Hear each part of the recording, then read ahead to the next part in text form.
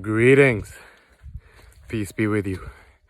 In this video, I'm going to be sharing with you the strongest way to raise your vibration, right? I'm just out here on a trek in the jungle, and I'm going to be sharing with you the power of Mother Nature and its influence on not only your physiology, but that then goes on to affect your psychology, your emotions, and your spirituality as well. Okay, now before diving into this video, just a quick announcement and a favor. I've left a link out to a Google form below this video. Okay, you could take 30 seconds to answer those two questions. It would be amazing because it's going to help me actually put together the finishing touches on something I call the monk mode challenge, right? So if you've already answered these questions, I sincerely appreciate your efforts in doing that. And if you haven't, then take 30 seconds to fill that out right now, okay? So your vibration, as I've talked about in previous videos, is a combination of how you think and how you feel. And there's a quote that I love. I'm not entirely clear on who said it, but it goes like this.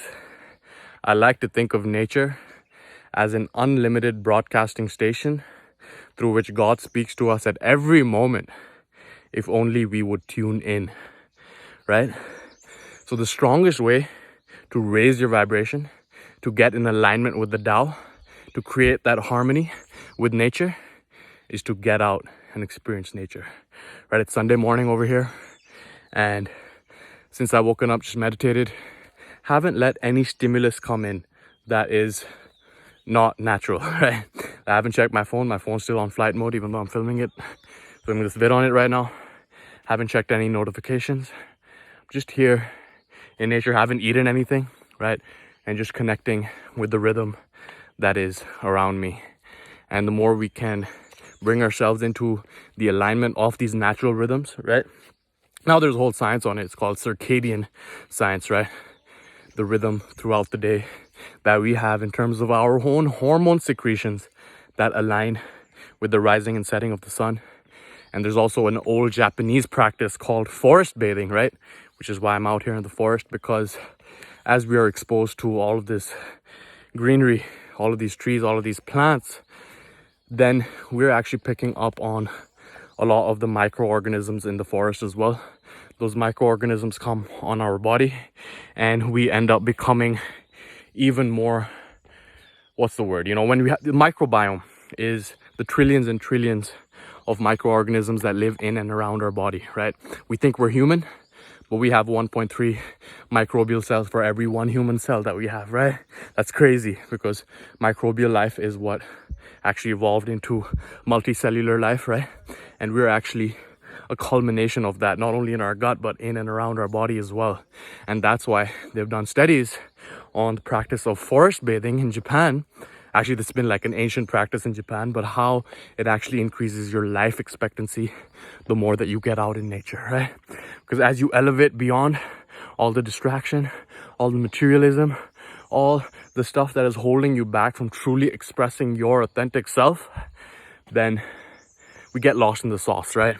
At the end of the day, it just comes down to what world is more real. The world that you believe to be true, or the world that has been fed to you, right? And it's gonna take place one way or another. Either you're consciously choosing how you show up in this life, or you're showing up according to an ulterior agenda, right? Depends what you're feeding your attention to, right? That's the only thing that you have at the end of the day. Where you direct your energy is where you direct your focus, is where you direct your attention. And where you direct your attention is what you get out of life, right? Is there anything other than your intention which you have? And wherever your attention goes, that's where your energy flows. And that is what you end up experiencing in your life, right? So whenever it is that you can, make some time to get out there, explore the beautiful harmony that exists outside in the wilderness. Get in touch with who you are, because that's where we came from, right? We came from the jungle, and that is something that aligns us with the rhythm, right? With the higher rhythm, whatever you want to call it, right? A lot of different labels And labels are fables. People get attached to a particular label. Oh, I'm Muslim. And that's like a box. Oh, I'm Christian. Oh, nationalism, right? These are all different labels that have been manufactured to divide people, right? And the more that people are divided amongst themselves, the more that the elites can rule, right? Divide and rule. That is a tactic. But as we get out here in this beautiful scenery, in the jungle, on the trek, then we can connect to where we really came from. Okay, so just a quick message for you over here. And if you haven't already, click the link below to the Google form. Answer these 2 questions. Take 30 seconds because it's really going to help me help you. Okay, so with that, I conclude this video. I hope you get out there and get in touch with Mother Gaia, with the frequency of nature, and truly elevate and raise your vibration forever, right? And it's not just something that happens once. It's a practice, getting out there every single day, right? At this point in my journey, I don't see enlightenment as a destination. I see it as a way of life, right? As a practice.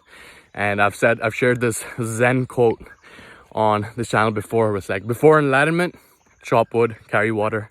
After enlightenment, chop wood, carry water. It's just about the perspective through which you go about your activity, right? So much love to you, okay?